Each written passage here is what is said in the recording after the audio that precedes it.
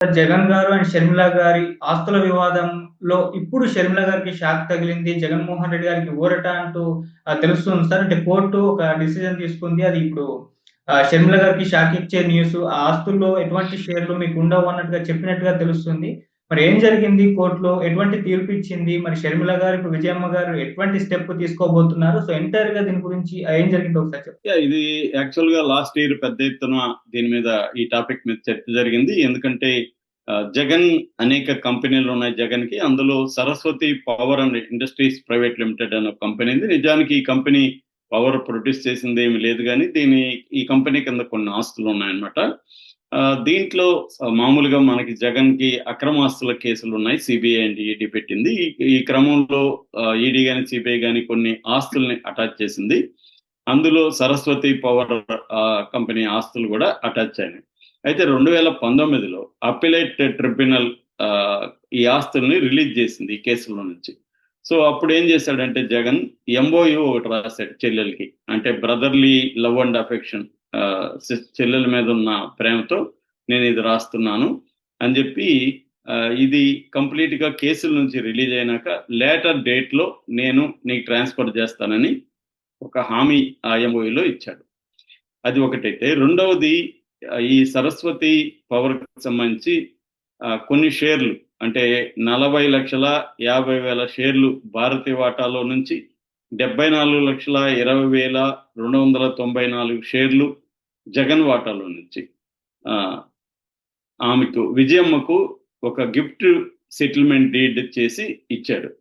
So ఇదే అయితే ఏమైంది ఇక్కడ మళ్ళీ వీళ్ళు తెలంగాణ హైకోర్టులో సిబిఐ అండ్ ఈడీ ఈ అప్పిలేట్ ట్రిబ్యునల్ రిలీజ్ చేసిన దాన్ని ఛాలెంజ్ చేశారు. పిఎంఎల్ఏ చట్టం కింద ఆస్తుల అటాచ్మెంట్ ని రిలీజ్ చేయడానికి లేదని చేస్తే తెలంగాణ హైకోర్టు వాళ్ళకి అనుకూలంగా సిబిఐకి ఈడీకి అనుకూలంగా ఇచ్చింది. దానివల్ల ఈ సరస్వతి ఆస్తుల అటాచ్మెంట్ అనేది మళ్ళీ పెండింగ్ లో పడింది. అందువల్ల జగన్ వాళ్ళకి ఏం చెప్పాడంటే ఇలాగా ఉంది కాబట్టి నీకు నేను ఇప్పుడు ట్రాన్స్ఫర్ చేయలేను, రిలీజ్ అయినాక చేస్తాను అనేది చెప్పాడు. కానీ షర్మిల ఏం చేసిందంటే జనార్దన్ రెడ్డి అనే అతన్ని బోర్డు మెంబర్ గా ఈ కంపెనీలకు తీసుకొచ్చి ప్లాన్డ్ గా సో ఈ వాటాల్ని విజయమ్మ దగ్గర నుంచి ఆమె తన పేరుతో ట్రాన్స్ఫర్ చేసుకున్నది. ఇది జగన్కి చెప్పలేదు. పైగా డాక్యుమెంట్స్ కూడా జగన్ దగ్గర ఉండిపోయినాయి. ఆ డాక్యుమెంట్స్ ఎక్కడో థెఫ్ట్కి గురైనాయి లేకపోతే దారిపోయినాయి అని చెప్పి పోలీస్ కంప్లైంట్ ఇచ్చి వాటిని మళ్ళీ తెప్పించుకొని ట్రాన్స్ఫర్ చేసుకున్నారు. ఇదంతా జగన్కి చెప్పకుండా జరిగింది. సో ఇప్పుడు జగన్ ఏంటంటే ఒకటి షర్మిల జగన్కి ఆపోజిట్ గా తెలుగుదేశం కూటమి వాళ్లతో ముఖ్యంగా చంద్రబాబుతో చేరి తనని డ్యామేజ్ చేసే విధంగా రాజకీయంగా డ్యామేజ్ చేసే విధంగా బయలుదేరడం అందరికి తెలుసు. సో తను ఈ బ్రదర్లీ లవ్ అఫెక్షన్ అనేది ఇంకా ఉండే ఛాన్స్ లేదు. ఇప్పుడు ఆమె సిస్టర్ కాదు, తన బ్రదర్ కాదు, రైవల్. ఇతన్ని జైలుకి పంపించడానికి, ఇతన్ని ఓడగొట్టడానికి అమ్మాయి శాయశక్తుల్లో పనిచేస్తుంది. సో ఆ నేపథ్యంలో ఇతను తన ఎంఓయుని ఇతను క్యాన్సర్ అది ఎంఓయు మాత్రమే కాబట్టి ఆ ఎంఓయూలోనే కండిషన్లు కూడా ఉంటాయి. తను అనుకున్నప్పుడు దాన్ని క్యాన్సిల్ కూడా చేయొచ్చు. సో అలాగా లెటర్ రాశాడు, నువ్వు ఇలా చేస్తున్నావు, నాకు వ్యతిరేకంగా ఎన్ని చేస్తున్నావు కాబట్టి నేను నీకు ఇవ్వలేను అనేది చెప్పాడు. ఆ తర్వాత ఇది జూలైలో ఇది జరిగింది. ఇది ట్రాన్స్ఫర్స్ విజయమ్మ నుంచి విజయమ్మని బ్లాక్మెయిల్ చేసి అమ్మాయి చేసుకుందని వీళ్ళు ఆరోపిస్తారు. సో ఏదేమైనా విజయం నుంచి ట్రాన్స్ఫర్ జరిగింది. ఇది తనకు తెలియకుండా చేయడం అంటే ఇది రాంగ్ఫుల్ ట్రాన్స్ఫర్ కాబట్టి, పైగా డాక్యుమెంట్స్ మీద తన సంతకాలు కూడా వీళ్ళు తీసుకోలేదు కాబట్టి జగన్ ఏం చేశాడంటే ఎన్సిఎల్టీ అంటారు, అంటే నేషనల్ కంపెనీ లా ట్రిబ్యునల్.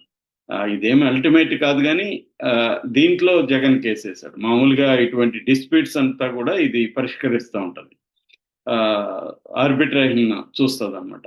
ఈ నేషనల్ కంపెనీ లా ట్రిబ్యునల్లో జగన్ ఛాలెంజ్ చేశాడు ఈ వాటాల బదిలీ. జగన్ ఆర్గ్యుమెంట్ ఏంటంటే ఇలాగ వాటాలకు బదిలీ చేయకూడదనేది తెలంగాణ హైకోర్టులో ఉంది.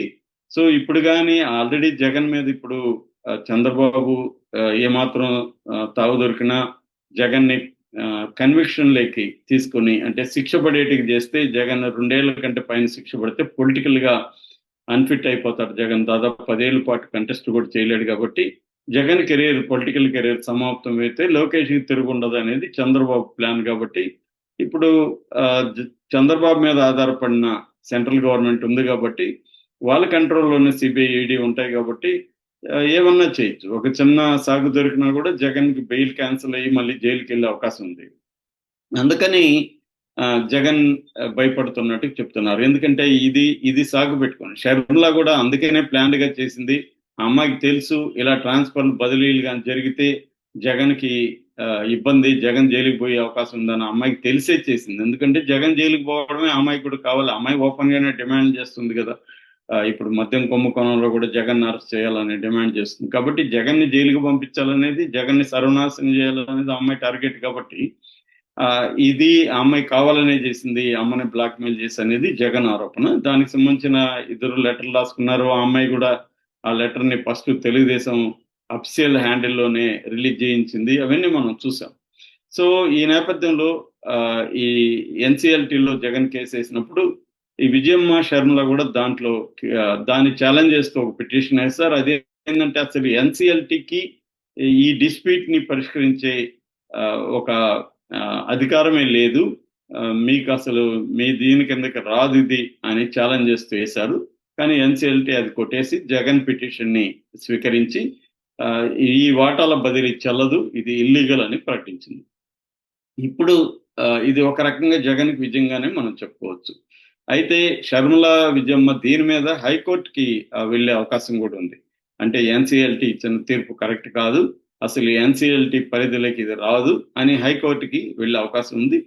మళ్ళీ సుప్రీంకోర్టు వరకు కూడా ఇది లీగల్ ఫైట్ అనేది సివిల్ మ్యాటర్స్ లో ఒక రోజు అంతమవుతుంది, జరుగుతుంటది. కాకపోతే ఈ స్టెప్ లో జగన్ కి విజయం లభించింది. చాలా మంది ఎక్స్పర్ట్లు చెప్పేది ఏమంటే హైకోర్టు పైన, సుప్రీంకోర్టు పైన కూడా జగన్ వైపే ఉంది. ఎందుకంటే జగన్ గిఫ్ట్ డీడ్ ఇచ్చాడు తప్ప ఆమెకేమి రెగ్యులర్ ట్రాన్స్ఫర్ విజయమ్మకి లేదు. గిఫ్ట్ ఇచ్చినప్పుడు ఆమె ఇష్టం వచ్చినట్టు దాన్ని ట్రాన్స్ఫర్ చేయడానికి లేదు, జగన్ పర్మిషన్ లేకుండా.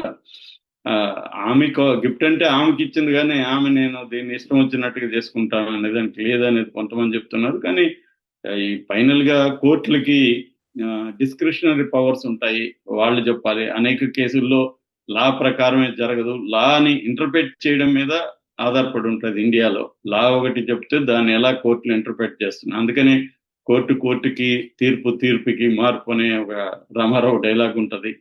సో డిఫరెంట్ కోర్టు తీర్పులు ఎందుకు వస్తుంటాయంటే interpretation of the law is very important than the law అన్నమాట. సో అందుకని ఇది జరిగే అవకాశం ఉంది. అయితే మనకి చూసినప్పుడు పొలిటికల్ ఫ్యామిలీస్ లో ఇలాంటి రైవలరీస్ అనేది ఇండియాలో చాలా కామన్. సోనియా గాంధీ, మనేకా గాంధీ వాళ్ళ రైవలరీ తెలుసు మనకి. ఇటు తమిళనాడులో స్టాలిన్, అలాగే కర్ణాటకలో కుమారస్వామి, రేవన్న, దేవగౌడ ఫ్యామిలీలో, ఉత్తరప్రదేశ్ లో ములాయం సింగ్, అఖిలేష్ తండ్రి కొడుకుల మధ్య, తర్వాత ఉద్ధవ్ థాకరే, రాజ్ థాకరే మనకి శివసేనలో, మహారాష్ట్రలో, అట్లాగే మహారాష్ట్రలోని శరద్ పవార్, అజిత్ పవార్, అలాగే నందమూరి ఫ్యామిలీ గురించి మనకు తెలుసు. ఇటు కేటీఆర్, కవితకి రీసెంట్ గా ఎట్లయితే జగన్ వర్సెస్ శర్మిల, ఇక్కడ కేటీఆర్ వర్సెస్ కవితగా మారిందో తెలుసు. ఇవి రాజకీయంగా పొలిటికల్ ఫ్యామిలీస్ లో ఇవన్నీ కామనే. ఇక్కడ కూడా జగన్ బయట స్థితుల్ని ఎదుర్కొన్న దాంతో పాటు ఇక్కడ కూడా ఎదుర్కోవాలి. అయితే షర్మిల, విజయమ్మ వాళ్ళ స్టేట్మెంట్స్ ఏమంటే జగనే డెవలప్ చేసి ఉండొచ్చు ఆస్తులు, కానీ 2004 నుంచి 2009 వరకు రాజశేఖర రెడ్డి ఉన్నాడు కాబట్టి రాజశేఖర రెడ్డి సహాయంతోనే జగన్ ఆస్తులను డెవలప్ చేశాడు. కాబట్టి రాజశేఖర రెడ్డి వల్ల జగన్ ఆస్తులు అభివృద్ధి అయినాయి, కంపెనీలు అభివృద్ధి అయినాయి. కాబట్టి కూతురుగా నాకు కూడా వాటా ఉందనేది ఆమె చెప్తున్నది. ఆ వాదన కానీ బయటికి ఓపెన్ గా తెస్తే ఈ కేసుల్లో కూడా బలం వస్తుంది. ఎందుకంటే జగన్ మీద కూడా ఇదే ఆరోపణలే కదా, క్విడ్ ప్రోకో అనేది. అంటే వైసీపీలో వైఎస్ఆర్ కొంతమందికి మేలు చేశాడు, దానికి బదులుగా వాళ్ళు జగన్ కంపెనీల్లో పెట్టుబడులు పెట్టారనేది ఆరోపణ. సో వీళ్ళు చెప్పేది కూడా అదే జరుగుతుంది. జగన్ ఏమో నేను అప్పులు తీసుకొచ్చి కంపెనీలను డెవలప్ చేశాను, సో దీంట్లో షర్మిల ఏమాత్రం రోల్ లేదు, అందుకనే షర్మిల మీద కూడా ఈ కేసుల్లో కూడా ఎక్కడా షర్మిల పేరు లేదు. కాబట్టి ఇది నేను సొంతంగా ఇవ్వాలి, నేను ఆల్రెడీ 200 కోట్లు అమ్మాయికి ఇచ్చాను, మిగతాది కూడా ఇస్తాననే చెప్పాను, కానీ ఆమె నన్నే నాశనం చేయాలని ట్రై చేస్తున్నప్పుడు నేను ఎందుకు ఇస్తాను అనేది జగన్ ఆరోపణ.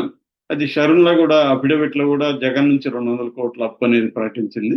అది అప్పు కాదు, ఆయన ఫ్రీగానే ఇచ్చాడు అనేది అందరూ చెప్తున్నారు. అందులో వాస్తవం ఉండే అవకాశం కూడా ఉంది. ఏదేమైనా ఇది ఆస్తుల గొడవగా మనందరికీ తెలుసు. ఇది లీగల్ గా కోర్టుల్లోకి వెళ్ళింది. ఇప్పుడు ఒక స్టెప్ జగన్ కి విజయంగా మనం చెప్పుకోవచ్చు.